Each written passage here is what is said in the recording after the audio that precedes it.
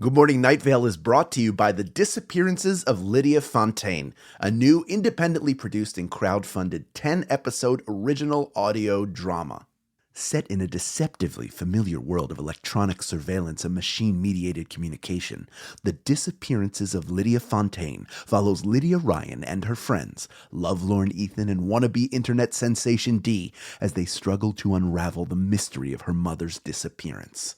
Escape the sinister Fontaine family, and survive the feud over her grandfather's supernatural legacy. It weaves bitter family drama and high-stakes intrigue with fantasy and cyberpunk elements to create a surreal mystery about secrets and grudges, old books, big data, and the promise of infinite knowledge. And do not forget the talking birds. It's a full-cast production with original music and a bespoke soundscape presented through a series of found-footage-style surveillance recordings. And it's important to note, this show was made entirely without generative AI. Even the computers are voiced by human actors.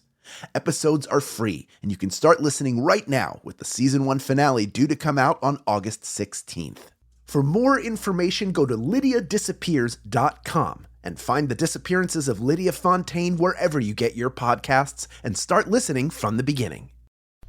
Insurance isn't one size fits all, and shopping for it shouldn't feel like squeezing into something that just doesn't fit. That's why drivers have enjoyed Progressive's Name Your Price tool for years. With the Name Your Price tool, you tell them what you want to pay, and they show you options that fit your budget. Enough hunting for discounts, trying to calculate rates, and tinkering with coverages. Maybe you're picking out your very first policy, or maybe you're just looking for something that works better for you and your family. Either way, they make it simple to see your options. No guesswork, no surprises. Ready to see how easy and fun shopping for car insurance can be? Visit Progressive.com and give the Name Your Price tool a try. Take the stress out of shopping and find coverage that fits your life, on your terms. Progressive Casualty Insurance Company and Affiliates. Price and coverage match limited by state law.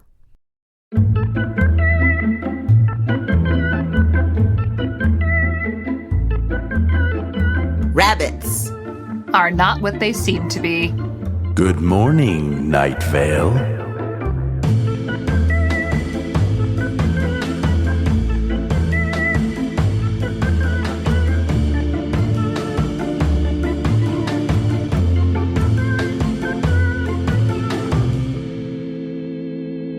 Hey y'all, welcome to Good Morning Night Vale. Today we are here to talk to you, and the person talking to you right now is me, Meg Bashwiner.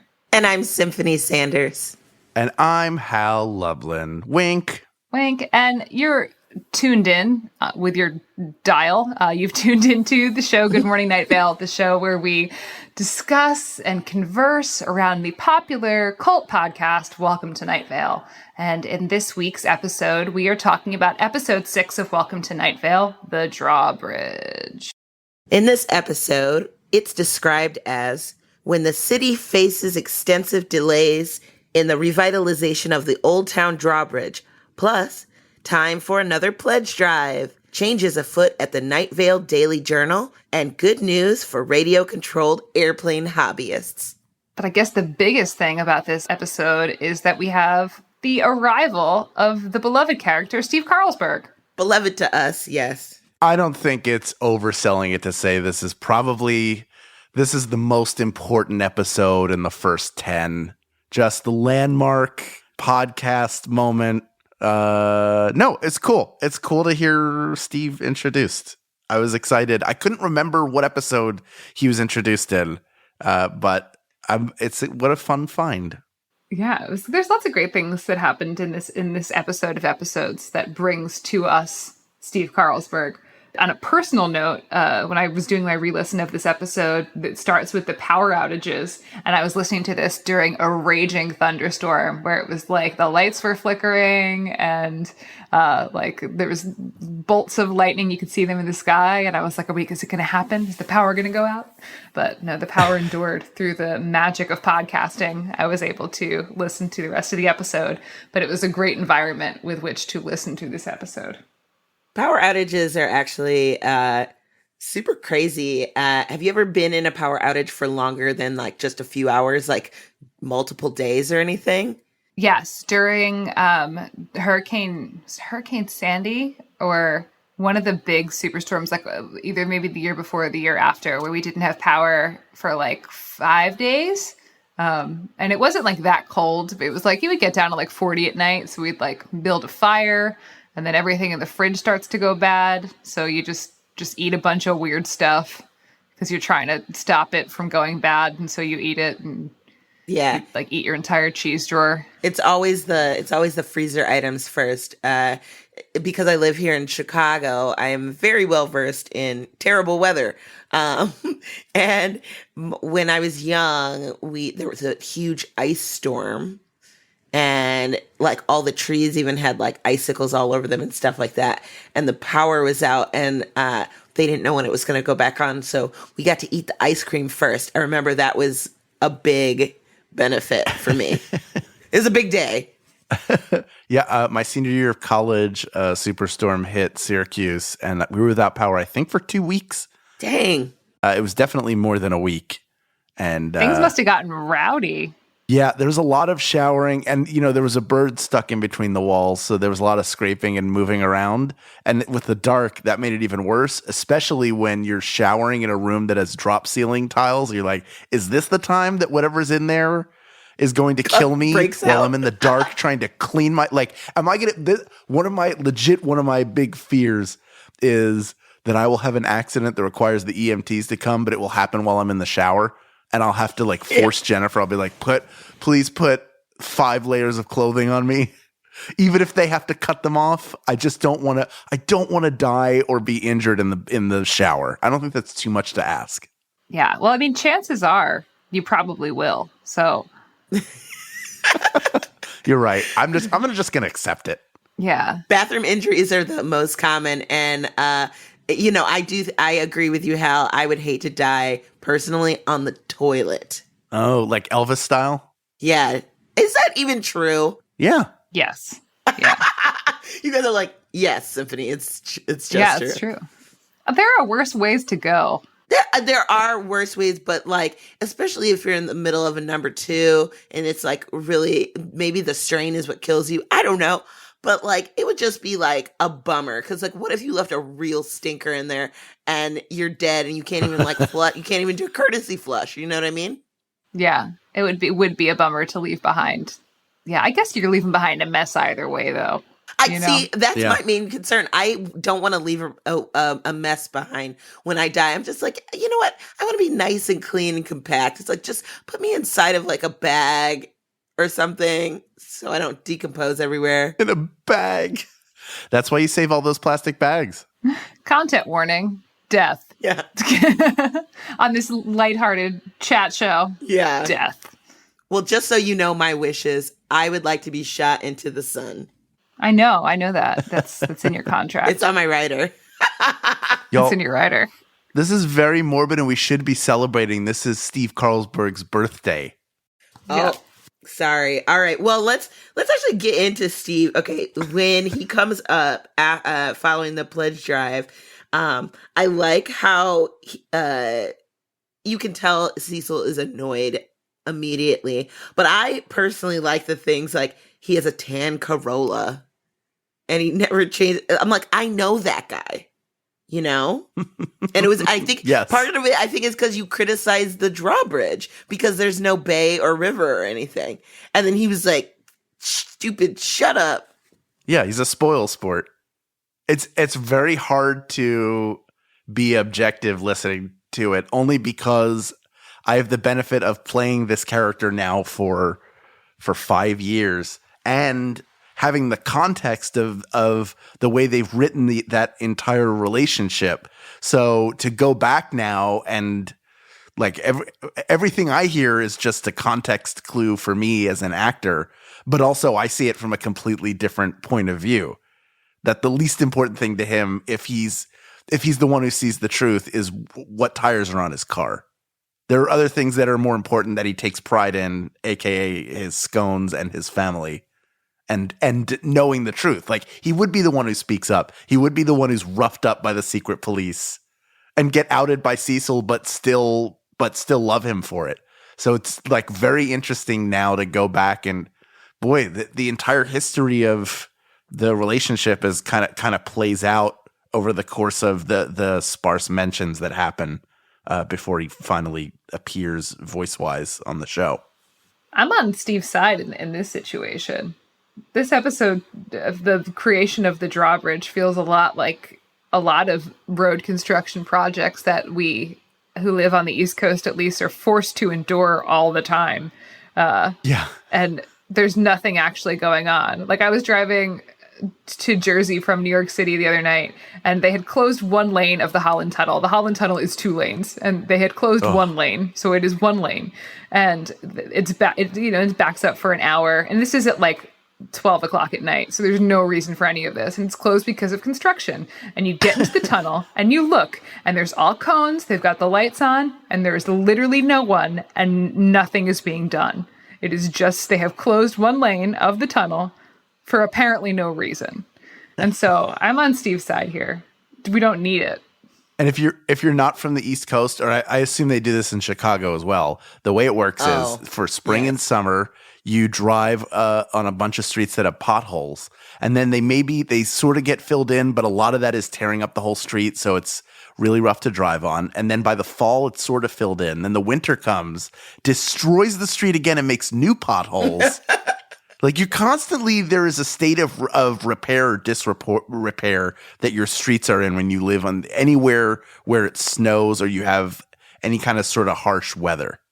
Yeah. Yes. And I will also say, I agree that they just keep doing it the wrong way, which is the thing with the Drawbridge, where it's like they don't know how to make it. They don't know what to make it with. And that kind of feels like every year with repairing the roads, where it's like there has to be some sort of new technology here. We all have robot computers in our pockets. We put a man on the moon, and we cannot figure out how to make roads not crumble every year because it gets cold. Allegedly. We put a man on the moon, allegedly. Oh, I thought you meant allegedly it gets cold. No. Both of those things are conspiracy theories. Yes. Climate change, the man on the moon. Yeah, living in Chicago, it is either winter or it is construction season, as we say here. And luckily it is nighttime where I am right now. So you can't hear all the construction on the street right outside of my window, which is always really fun to record with. But I think about this. You're from New Jersey, Meg. Don't they have that bridge to nowhere? I don't know about the bridge to nowhere. Probably. It makes sense. It's in line with the civic construction. We had the whole thing with Chris Christie where he made a political enemy. And so he decided that he would back up traffic in their neighborhood during like rush hour on like the first day of school. He like closed most of the George Washington Bridge, and that was Bridgegate. Yeah. Which is like, it seems totally appropriate given. But also just like the roadways in New Jersey and New York are very bad. New York City was a very bad idea that we have continued to run with for 300 years. It was a bad idea. And at no point, no one was like, listen, it's a sunk cost. Let's cut our losses. This is a tiny island that is sinking into the ocean. Maybe like, yes, it's got a nice harbor, but let's maybe just use the land side and not the weird island side. But no, instead they built, one of the bigger cities in the world, more populated cities in the world on a tiny island with no way to get in or out of. But hey, you can get pad thai at 3 a.m. and that's worth it. That's going to give you digestive distress for sure. Do you think that some of the bridges in New York or New Jersey are also built with corrugated cardboard or ceramic bowls? The Pulaski Skyway, definitely. It was the thing about the Pulaski Skyway. They're working on it now, but like a couple years ago, it was where bridges are rated on a scale from 0 to 100, with 100 being completely structurally sound, and with 0 being not sound at all, like you can't drive over it. And I think the Pulaski Skyway at its strongest point was at 2. Wow. And it had millions of cars going over it every day, twice a day. It's just a hidden camera prank posing as a bridge. Yeah. Yes. New York City was a bad idea that we have kept running with. That makes me think of those old-timey videos. I think it was maybe the Golden Gate Bridge. It's that one where the bridge is just going all twisty, turny, and like Do you know what I'm talking about? It's an earthquake. Yeah. It shows the bridge reacting to an earthquake. Yes, obviously. But that makes me think of that's how the bridges would be made in Night Vale. Like without the earthquake bit. It's just you try and drive over it and it goes all twisty. Like terrible. Yeah. More bridge trivia. I don't remember if it's the Williamsburg Bridge or the Brooklyn Bridge, but one of them isn't into the bedrock. So it has one side of the bridge is in the bedrock and the other side is not. Because when they were building it, they just couldn't get down any further. And like a bunch of people were dying and they were like, we got to make this bridge. And so they've got one side of the bridge is in the bedrock and the other side is not. So it just kind of floats a little bit. So it's like always swaying kind of a little bit structurally. I'm sure it's fine. Well, I can't wait. I can't wait for your TED Talk where you talk about how we should abandon New York. I mean, I love Dylan's TED Talk, but I want this one next. Yeah. Well, I've spent a lot of time sitting on those bridges and tunnels and just swaying and being like, is today the day? Because I think, the hundreds and hundreds of hours that I've spent stopped in traffic on these bridges, you get sort of introspective and you wonder how you got here. And and you want someone to blame. At the beginning of that description, Petra Stuyvesant is who we blame. At the beginning of that story, I thought you were like, oh, yeah, and spending hundreds of hours sitting on these bridges. I was like, what, collecting tolls? No, waiting to get to rehearsal and just being trapped somewhere. Yeah, or I guess I could just have not been bridge and tunnel trash, but that's a different life and a different day. We've all made our choices. So, speaking of choices to be made, great segue here. Have you guys ever contributed to a pledge drive? Yes. For public radio? Yes, for WNYC. Yes, for KPCC out here. That's what I listen to WNYC when I'm stuck in my car, sitting in front of the Holland Tunnel, being like, why? And they talk to you. They have some nice content. They want to say hi. Yeah. Did you ever get a gift for it? Because don't they usually hand out, there's like gifts for donating. Yeah. Did you ever give enough to get a gift? What's the best gift you got? Tote bag. Tote bag. Like, how many tote bags does one person need, really? How many you got? I'll take them. I'd say 8 is how many you need. You got your groceries, which could be as many as 5 bags, and then you want to have like your other ones for like if you go to the bookstore. Sure. The beach. Yeah, the beach. I'd have to say, though, I probably have 109 freaking tote bags, though. I need 8 of them. That's just because you have leftover merchandise from our shows. No, I don't have any tote bags. The tote bags got stolen, remember? What? No, I forgot about that. Stolen by a Canadian rapper. Accidentally. Oh, that never got Drake back to has us? the tote bags? Let's spread that rumor. Yeah, I wish. Yeah, it was Drake. Damn you, Champagne Poppy. I stole a bunch of Night Vale tote bags. That's good. Well, we have a pledge drive in Night Vale, and Cecil goes into a description talking about the different types of community-supported radio that is in Night Vale, and we find, I think this is the first mention of WZZZ's number station that we have yet to hear, but becomes, I think, one of things that people really enjoy in this show. Yeah, absolutely. The number station, which is a thing that's real in the real world, is these number stations. No one knows why or what they are Sleeper for. cells. I guess people do know what the general public does not know why or what they are for. There's lots of conspiracy theories about what they are for, which is cool. It's I love when we get a real world conspiracy theory thrown into the world of Night Vale and to see how they react to it and normalize it. Yeah, 100%. 100% emoji. It made me think of Molly Quinn, my kid's sister. Yes. She does such a beautiful job being the number station. That episode is so heartbreaking. We'll get there. Maybe we'll have Molly on. So one thing I thought was funny about the pledge drive was the donations that are just like taken out of your account. They just choose like the amount. Like you don't get to tell them, oh, $10 or whatever. They're like, no, we'll just take it out of your bank account. You just whisper into a phone, Forsaken Algonquin. Yeah, another great little detail of Night Vale. Like a good little like kind of joke to throw in. I love those little those little bits. This is my favorite word from a sponsor so far also, just the moan. Yes. And I couldn't remember listening to it, whether there was a payoff of like, that was brought to you by Sprite. But I'm glad that it wasn't. Like it didn't need it. I don't think it would have necessarily been a hat on a hat, but it was good just as it is. That kind of like absurd thing that you don't have to. It doesn't really it's normalized in that it's not commented on at all. It's just done, and then they move on to the next thing. That's a really fun. I'm a fan of that. I think that's sometimes the funniest when it's like we're not even acknowledging what that was all about. We're just gonna go through it, and Cecil really gets to explore his voice in this one. He goes all through his range. It's super fun. He does. Oh, it's hilarious. Yeah, it is a hilarious read of this joke. Yeah.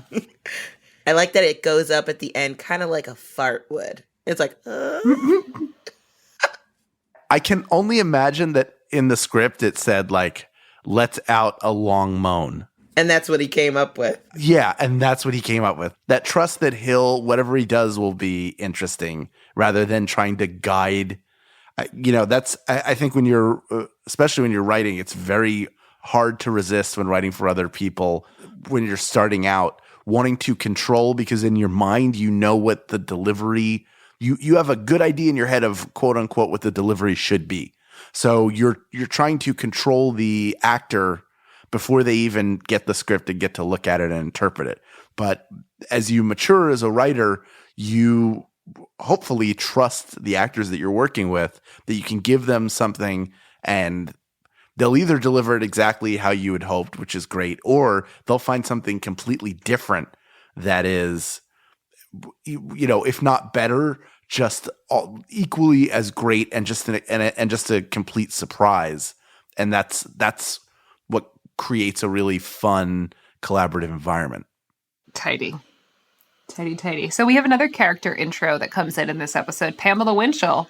Yes. Former mayor Pamela Winchell. Current mayor in this episode. Yeah. Right. Or she's not the former mayor in this one yet, right? No, she's the current mayor in this one. Right. I like that. Also, they didn't really give like too much of a grandiose like introduction. They're just like, oh, you just automatically know that they're like Pamela Winchell, the mayor, right? And they just like let that be. And I like that about a lot of the characters when they introduce them. It's just like, oh, this is who they are.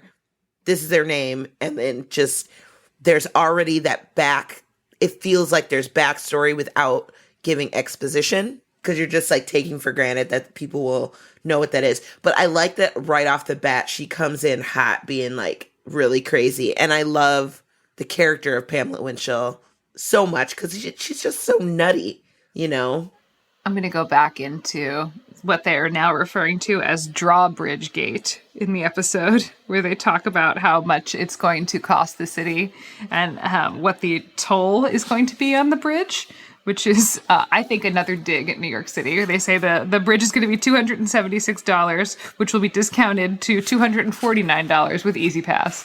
And yeah, the bridges and tunnels to get into New York City are, I think, I'm going to get this wrong. I think the current cost to enter the Holland Tunnel is $18. What? And it's discounted to $16 with Easy Pass. Yeah. Like literally just to be frustrated for 2 hours. Yeah. And I think the Verrazano Bridge is like $24. Well, you have to really want to go to New York. Yeah. That just sounds like a terrible ride you pay for. Like you paid to be on the worst roller coaster, It'd be like buying a ticket to Disneyland and all they have are just, here's some chairs you can sit in. Mickey left hours ago. Enjoy. So, yeah, we get a little nod to Bridgegate with the Drawbridge Gate. Some other things that happened during this episode is we talk about Cecil talks about the Night Vale Fire Department and Sheriff's Secret Police softball game, which sounds pretty dangerous. But the proceeds go to a Make-A-Wish Foundation and to an Indonesian militia funding their nuclear weapons. So, Either or. Right. This or that. All kinds. Logical. All kinds. Logical. Oh, yeah. Would you go, because the first 500 people get gills, Would you want gills? I would want gills. I'll take gills. Sure. I love swimming. Yeah, I am not a good swimmer, so that's why I would want gills. Because I think the breathing is the thing that I have the worst problem with. You're kind of a fish, Meg, though. Yeah, I'm pretty good on the swimming, so I think gills would really take me over the top or take me under the water. Under the top. That would really take you under the top. It would really take me under the top. Symphony, you're a good swimmer. I think you don't do yours. You get in that water, you do it. You're not afraid of it. As a black person, as a black man, I didn't come to swimming, at a young age. I feel like that's very common now, people to take swimming lessons or whatever. But I didn't learn to swim really until I was like 27. Wow. And I had to do that all on my own. I mean, I could like doggy pedal and like basically not drown for a really long time. But like, I'm weird about like water going up my nose and I can't open my eyes. So I feel like there's obstacles for me to really enjoy swimming. But I've been getting more comfortable in the past few years. When we were in Perth, I put my body in the ocean. Yeah, you did. Those Western Australian oceans are no joke. You held your own. You were cozy. I didn't get swept away, so that's key. Yeah, you're here now with us. Or am I? I knew you were a ghost. That was my trap. I wanted you to admit it on a podcast. Ghost That's the trap. only way these days. Get her, Venkman. I feel a presence. Could you do a ghost hunter podcast? No, because you would have to. The thing is that they see that they're like, oh, because otherwise it would just be people making noises. Be like, did you feel that? Did you feel that? Just a half hour of something's here. Hey, there's a big world of podcasts out there, and I think that there's a seat for every ass. So maybe we should make the Ghost Hunters podcast. Maybe this is the Ghost Hunter. Welcome to Good Morning Night Vale, the show where we talk about episodes of Welcome to Night Vale and hunt ghosts. Actually, that would be I've kind got of my fun. spectrometer. We go through so many theaters that are haunted. That would be really fun to like maybe document those. But you have to get like stories and do research, and I'm not really into doing a lot of work. Yeah. I just, we spend most of, when we get to the theaters and people are like, well, this one's haunted, we just spend the whole night super creeped out. Yeah. We're just like, why do you feel like welcome to your theater? You're going to do a show here tonight. You're going to do all these great things. Also, a little boy died here. Like, why do you have to tell me that? Like, it's always the first thing people mention. Yeah. They're like, this guy died right where you're standing. You're like, jeez. You're like, come on, man. We gotta like, I gotta steel my nerves and go talk to a bunch of people, and you're freaking me out. I feel like every theater is haunted. There's always a story of like a woman was crushed with a sandbag during a production of You Can't Take It With You. And to this day, we have to keep a light bulb on, or else she'll tear the muslin. What do theater ghosts do? Like, what will they do? Mess up the play? Yeah, well, sometimes it's like the lights. Like, they'll mess up the lights or the sound or like something like that. But they'll be like, oh, there's gremlins or ghosts in the light board or the soundboard or whatever. I'm like, no, you just have shitty equipment. Yeah, like just, yeah. Well, there's that one theater in Albuquerque where my computer stopped working. And they have an altar in the basement there there's like the little boy who died there, and you have to make an offering to the altar. And so my computer stopped working, and then Cecil and I made an offering to the altar, and then my computer started working again. So that was definitely a ghost, and definitely not that I needed to update my software. What did you offer? We had a little Eternal Scout patch. That ghost is walking around wearing that patch. Look what I got. All I had to do was mess up a computer. Weren't most ghosts, or a lot of older theater ghosts, weren't they gone before personal computers existed? How would they even know that was something to mess up? Wouldn't they be like, look at this amazing device? Don't you think they'd learn? Like, you see, like if you were a ghost, all you have to do is walk around and look at stuff, right? And so you're like, oh, you'd see stuff changing throughout the years, right? It's not like you would be amazed by a light bulb if like all you had was candles before. You'd be like, oh, well. None of us know the rules of ghosts. We don't know. We don't know whether they retain and learn knowledge. Let's make some up. Or if they just wait. All right, here's the rule. They don't know. Everything that they encounter, they're like a baby They have no sense of object permanence, and that includes their memories of things because they're ghosts. They just remember the stuff that happened when they were living. So you could like pull out a cell phone and a ghost will be like, what is that device? And then you can leave and then come in 30 seconds later and pull out the cell phone again. And the ghost will go, what is this device? And then, so like you're saying ghosts are like goldfish. Yeah. Oh, no, or sadder. Ghosts have Alzheimer's. Oh, no, that's sad. Yeah, that's I mean, isn't that could be the saddest possibility for a ghost? Like, you don't remember like anything, but you're just like in this constant state of like, what is happening? No one knows I'm here. And why do they all have that voice? Like that Julianne Moore movie where she has early onset Alzheimer's. Yeah, oh, that's sad. It was definitely one of those movies that I watched on a plane and scream cried. Another rule about ghosts is busting them makes you feel good. Busting makes you feel good. Okay. That's right. I ain't afraid of no ghosts. Yeah. That's rule 3. Great. I'm glad that we've gotten all those ghost rules lined up for our ghost podcast. So, speaking of other things that we may or may not believe in, let's talk about the horoscopes, huh? Yeah, this was our first foray into horoscopia. Horoscopia, that's good. I really only paid attention to mine and a couple of other ones. So I'm a Libra, and it said I was going to have dreams filled with prophetic visions. But I am hoping for the lottery numbers. That would be really helpful for me. Would you? I think I would take it in installments throughout. I wouldn't take it lump sum. Oh, yeah? I think so. You want the annuity? I want it to, yeah, I don't want it because I think you go through it too fast if you get a lump sum. Well, if you're bad with money. Yeah, no, I'm going lump sum. You get less of the money. You get like, I don't know, 70% of the money and then they tax it. You're okay with that? I'm okay with that because I feel like if it's that large amount of money, you can make more money with that money if you have it in a larger amount.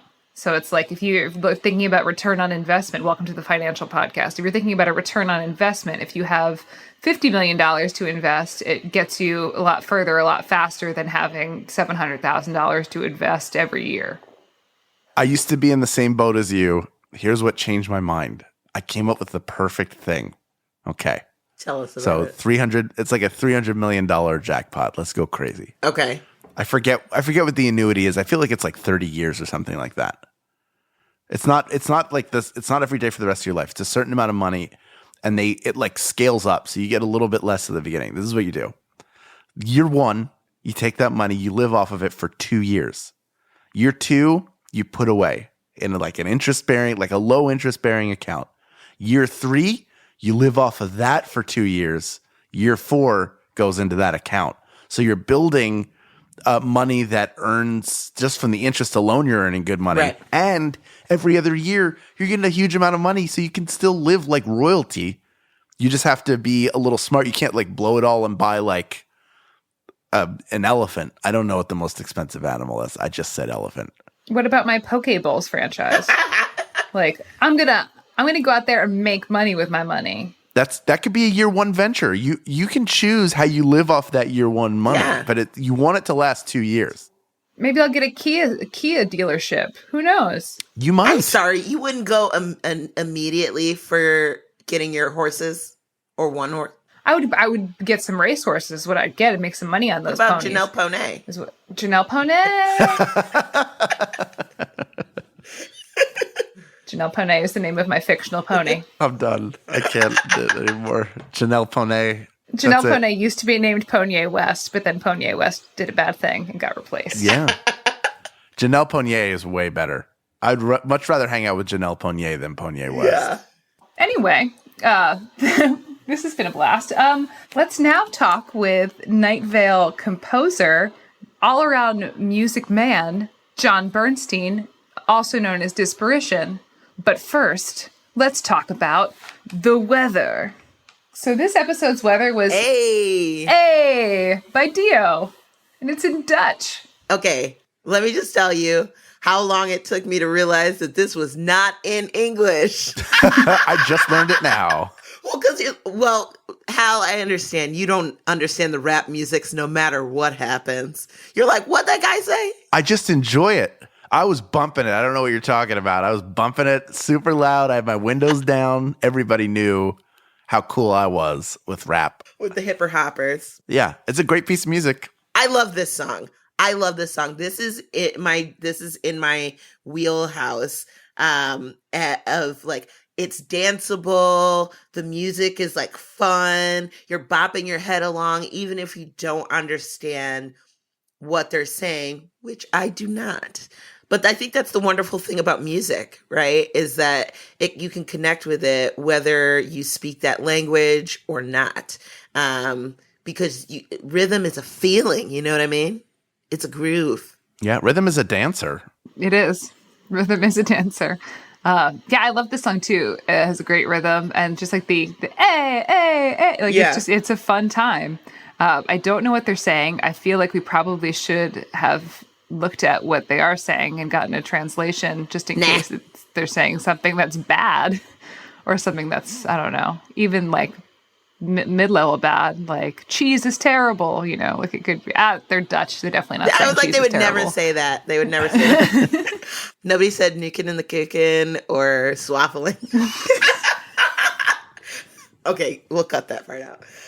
Or Beffin and Boffin. Our Dutch-speaking audience. Oh, cover your children's ears.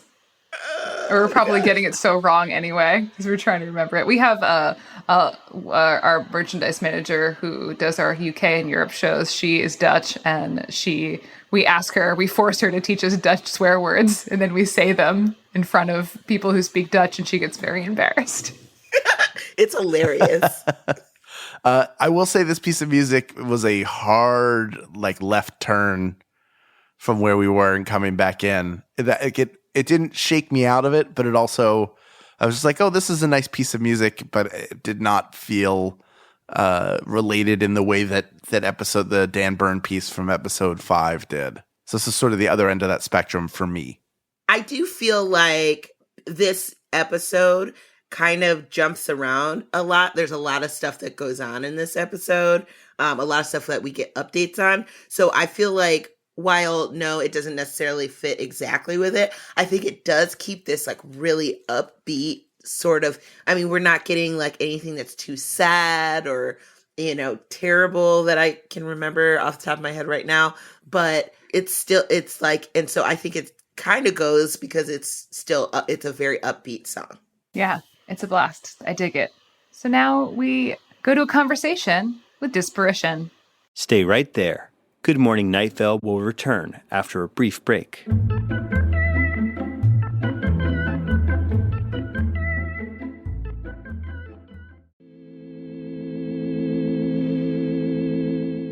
All right, so now we have an interview with our special guest this week. We have Jon Bernstein, also known as Disparition, also known as... Jan. My roomie. Ms. Parition. Disparition. Johnny Slacks. That's a late addition. You didn't know about that one? As that? Oh, I didn't know. Maybe that's a behind my back. I'm trying to get it started right now. You do wear a lot of slacks. I mean pants. Jeans. Yeah, I do wear pants. Jeans are like minor slacks. I'm actually wearing them right now. What? That's so great. It's a pretty strict rule that we don't wear pants on this podcast. Yeah. I'm full on Donald Ducking it right now. So, Jon, you are the musical genius, the mind behind the music of Welcome to Night Vale. You wrote the theme song as well as many other pieces of music that go underneath the drama that is Welcome to Night Vale. Tell us a little bit about that. Yeah, so the theme song is something I wrote.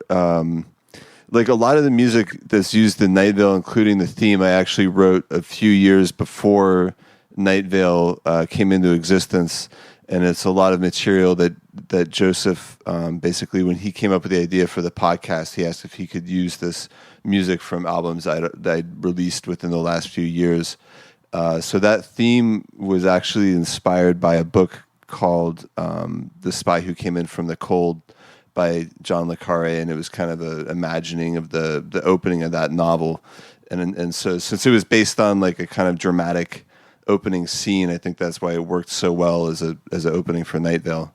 And now that song is so iconic, and I'm sure some of our listeners are humming the opening to themselves right now. Yeah, probably. We changed it a couple times, and I got some hate mail about that. And we changed it to like a mandolin-based version of the same song, and then there was another one where I changed the beat a little bit, and that'll probably happen again. So to the haters, tough shit. Yeah. You also did the theme for this show, the Good Morning Night Vale theme, which is a riff on that as well. That's right. So we have you to thank for that. Nutella Vale. Which I love that name. It's so good. Just the name alone was enough. Yes, to get our vote. Yeah, I hadn't even heard it yet, and I knew immediately Nutella Vale had to be it. There's no other choice. Well, I mean, who doesn't love Nutella? Satan? No one I've met, no one I would associate with. That's right. I have a question, and this is more for the live shows, but maybe it touches also on what you're doing for Night Vale. When you go to score those live shows, what is your preparation like? Because I know I have to believe that you have some of it mapped out, and certainly over the course of touring over and over again, you might find pieces that you want to keep. And how much like play and experimentation is involved in that in preparation, and then when you're on like the second to last show?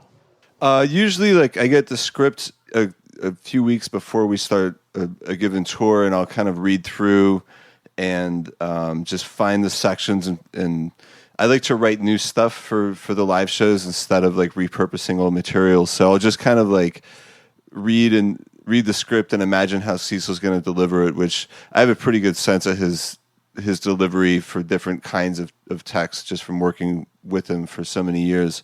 So I'll just kind of compose to like how I think it's going to sound and bring like rough stuff to the rehearsals and early shows.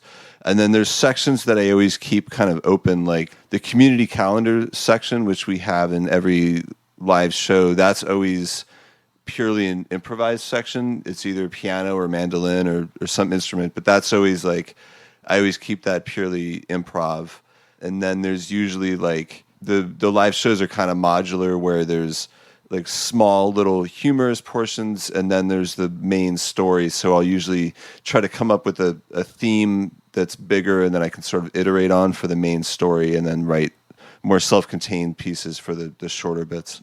And then on the most recent tour, Cecil and I actually worked together a little bit because we were trying some new technical stuff where he was playing a different character, and we wanted to make some changes to his voice.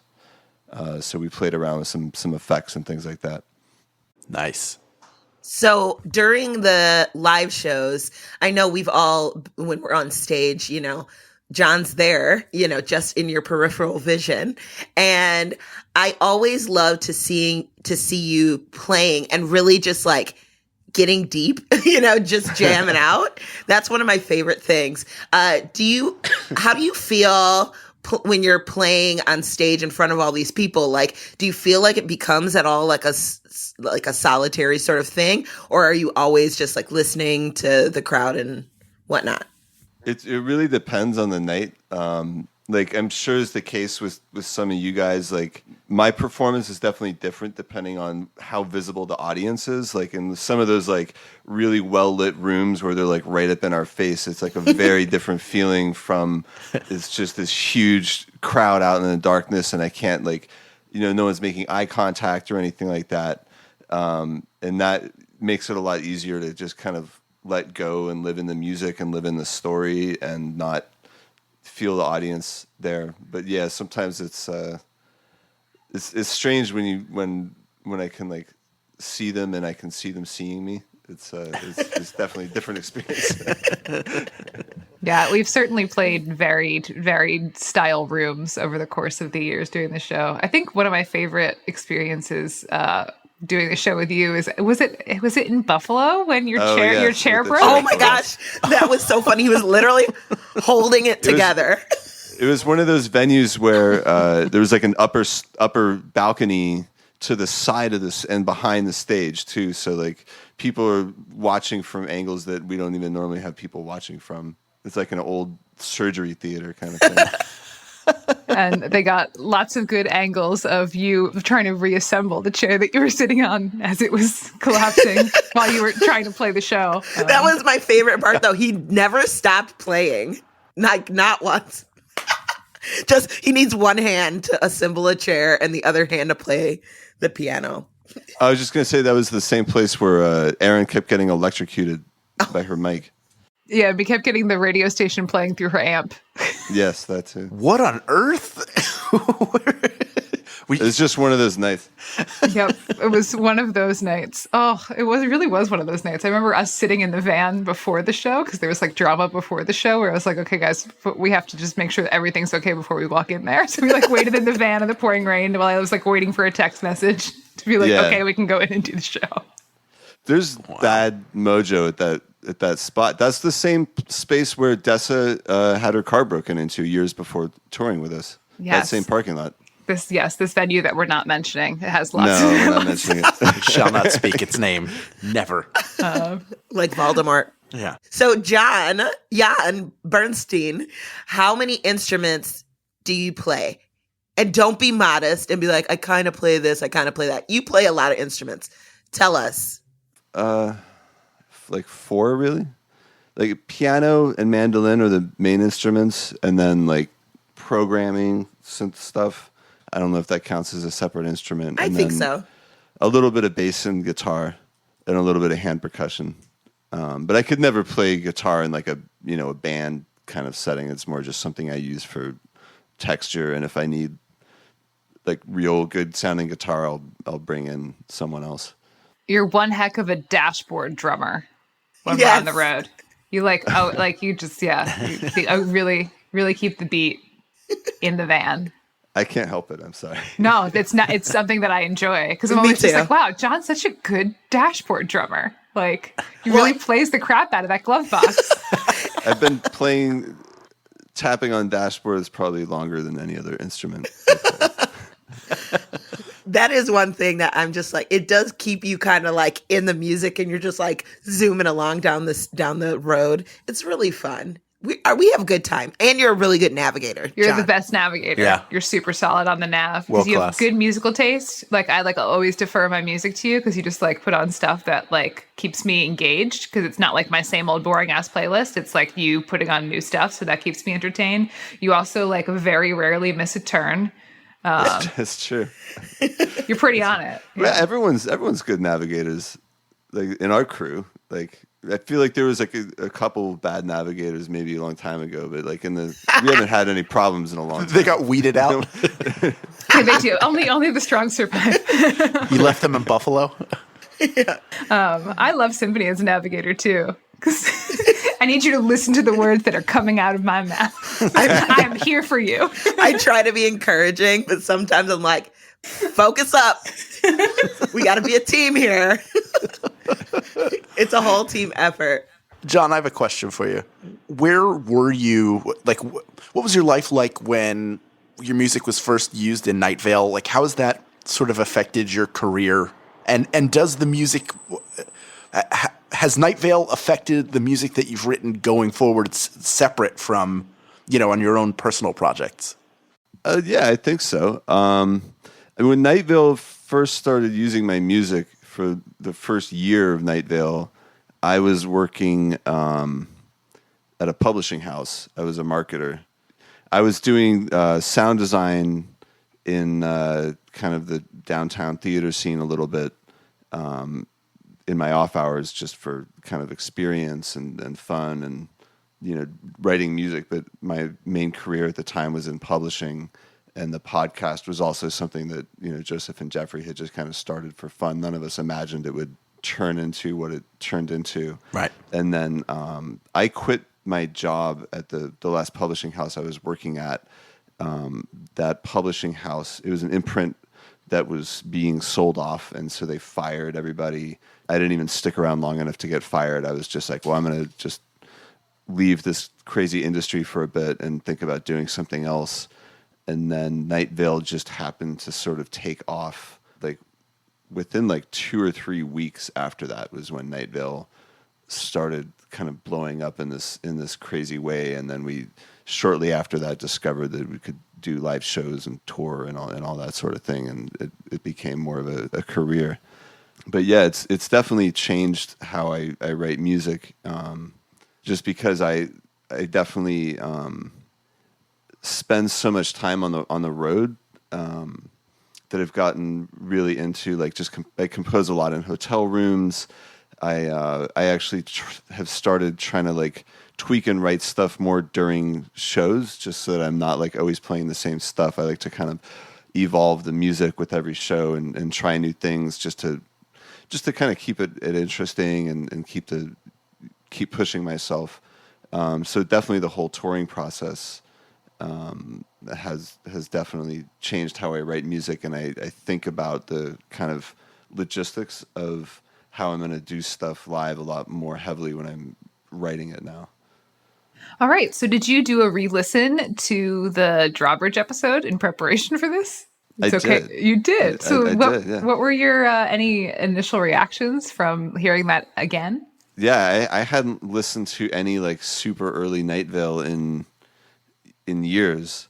I was just getting caught up on the whole Bad Dana 3-parter, because I ended up producing the third part of it, so I just got caught up on the first two and some of the other more recent Night Vale stuff. Yeah, it's definitely changed a lot, both in terms of, like, it's so much more story driven now, and less kind of, random short funny bits, and also, like, it's Joseph had put a lot more music in it, and it's more kind of dramatically scored. The episode 6 has quite a lot of, like, silence in it, and it was very different sounding. What were your reactions? Well, I guess that this is a question of what is your take on Steve Carlsberg? Because the Drawbridge, I think, is the first Steve Carlsberg episode. Yeah, and it's got the first, like, vile Scorpio mention in the horoscope and all that as well. It's before Steve was even, like, evolved into a character. He's just someone that Cecil is expressing annoyance with, and you don't quite know why, because it's about really trivial things, but you can sort of tell there's the seeds of something else there. I love the vile Scorpio in the horoscope, because it's just one of the best. I mean, that's one of the phrases that the fans really connect to. Yeah, so you could really just tell, it just comes out of nowhere in the horoscopes. The way Cecil reads it, it's, like, really violent. It's great.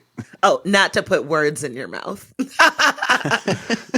And then also, you're now a former New Yorker. You have graduated New York City. You have moved on. You do not live there anymore. That's a former right. New Yorker, listening to an episode that is about a construction project that just never gets finished, and is just being so incompetently made. We talked a little bit in this episode about how I feel that the idea of New York was a bad one. And that we've just kept running with it, and that I see the episode and the parable of the Drawbridge as talking about New York City. Yeah, and the bridge scandal in New Jersey as well. It made me. Yes, we touched on that as well a little bit about Bridgegate. Yeah, it definitely made me think of that, and I agree. New York. I don't know if New York was a bad idea, but Robert Moses was a bad idea. That's for sure. It's a bad idea. So yeah, but now you're free. You're free of all New York. I am. I don't quite feel it yet, the fact that I'm not going back, but it's great. Speaking of the Drawbridge, we did talk a little bit about the whole construction thing. But one thing, if you follow Jon on social media, you'll notice he takes a lot of architectural photos, landscape photos, very artistic eye. What do you think draws you to those things? Is it the same as your musical tastes? Yeah, in a way, it's related to the kind of music I make and some of the music I listen to. I just kind of like to try to see art in, the landscapes around us, and it's also, if you look at my Instagram feed, you'll kind of notice that I do that kind of stuff on the road, but not so much when I'm at home. And it's kind of a way of, like, since I can't really, like, write music when I'm in the car and we just have all these hours, it's a way of, like, doing something artistic that I can do there, and like kind of keep that part of my brain going so that I don't go crazy from like thinking of like ideas that I can't, do something with. It's like, it's just another, like kind of like, I think of it as like easy art, because I don't know anything about photography and very little about visual art. Like I don't worry about any settings or anything like that. I can just kind of press a button really fast and then go through all the random shit I take and find stuff that looks good. So yeah, it's just kind of a way of like, definitely the same part of my brain that needs to write music is what makes me do that. One last question. I know, Jon, sometimes when you're on the road, you get your own room, but other times you have to room with people. Who's your favorite person to room with on the road? Whoa. I'm not answering that question. How dare you? Johnny Pants. I have never had a bad roommate with the Night Vale crew. And I mean that like honestly. Like you're all like, I've roomed with Hal, I've roomed with Cecil, Dylan, and Jason Webley, and Adam Cecil. Yeah, everyone's been great. Like, there's never been any roommate problems. I mean, that's a lineup. In my experience. What it is quite the lineup. Yeah. Yeah. Well, it was worth a shot. Yeah, everyone's pretty easy. So we're an easy bunch. Yeah. We are an easy bunch. We you don't tour for 4 years without everyone being excellent all the time. So. Well, and there's something to everybody not being 20 years old, so there isn't that like, yes. I've never traveled before or been in a hotel. I'm going to stay up until 5. It's like when the show is over, if we're hungry, we eat. But generally, everybody's like, it's going to be, I'm going to go sleep so fucking hard right now. You won't even believe how much I'm going to sleep the shit out of this bed. This Hampton Inn bed. Yeah. This Hampton Inn bed. Take that Hampton Inn bed. You're getting slept in. Yeah, I think the youngest person who ever toured with us probably was Adam Cecil, who is a mature, I don't even know how old he is. He's 18. He's very, yeah. But he's mature for his age. Just had his Cecil. Bar mitzvah, and he's very excited to be out on the road. Was he younger than Molly Quinn? Oh, no, Molly. Oh, yeah, no, Molly. When Molly first started touring with us, she was like, she first started working with us, she was about 20. And then when she was just 21, when she started like hitting the road with us. So Molly's also pretty mature for her age as well. She's very mature. Yeah. Shout out to Molly Quinn. Shout out to Molly Quinn. Hopefully one day you'll be a guest on our show. Please. But yeah, we have I forget that Molly's super young because she is such a pro. But hey, that's great. You know who else is great? I was trying to make a smooth segue. Hey, you know who else is great? Who? Jon Bernstein. Correct. Jon Bernstein, Disparition. Jon, thank you so much for joining us. We really appreciate it. We really appreciate all of the work that you do for Welcome to Night Vale and how great your art makes it. Thank you so much. I love working with you guys and traveling with you guys. It's a blast. Disparition. The best. Cool. Well, I can't wait to see you all in person soon. Yes. Yeah, which I guess will be in August. Yes. And you can probably see Hal before that. You live in the same city. Yeah, we're neighbors now. So. We can make it happen. Knock, knock, knock. It's me. What if I just walked into the background? For the people who don't know, we're recording and looking at each other video. If I somehow walked in the door of the room behind him, like that holding would be 5 mics. So scary. That would definitely scare me. I'm here to go swimming.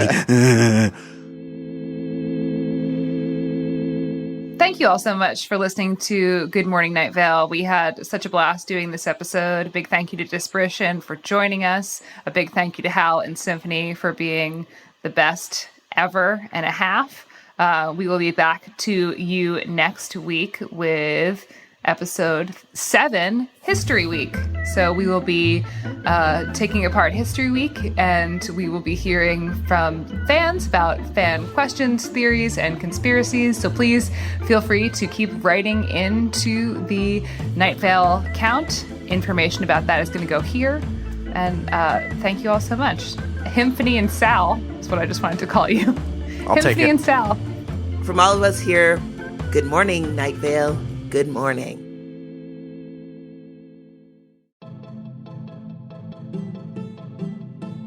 Good Morning Night Vale is a Night Vale Presents production. It is hosted by Symphony Sanders, Hal Lublin, and Meg Bashwiner. It is edited by Grant Stewart. It is mixed by Vincent Cacchione. It is produced by Meg Bashwiner. Theme music by Disparition. Special thanks to our guest this week, Disparition. Leave us a voicemail at 929-277-2050 or email us at info@goodmorningnightVale.com to share your theories and ask questions, or invite us over to swim in your pool. For more info on this show, go to goodmorningnightVale.com and follow us on Facebook and Twitter at Night Vale Chat. Special thanks to Christy Gressman, Jeffrey Craner, Joseph Fink, and Adam Cecil. Today's adverb is judicially. The scientists' findings were judicially reviewed, and it was found that the scientist was actually a pack of roaming wolves, and that the judges were in fact imaginary.